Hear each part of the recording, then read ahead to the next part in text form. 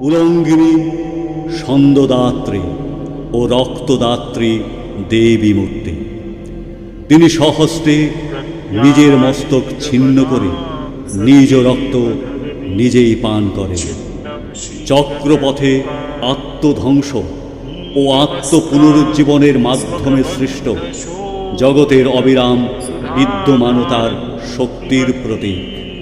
রতি এবং কামদেবের বুকের ওপর দণ্ডায়মান দেবী ছিন্নমস্তা সম্পূর্ণ নগ্ন এবং তাঁর গলায় ঝুলছে নরমুণ্ডের মালা।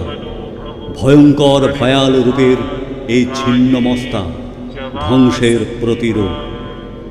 তিনি ছিন্ন মস্তিকা, গুপ্ত দুর্গা বা প্রচণ্ড চণ্ডিকা নামেও পরিচিতা।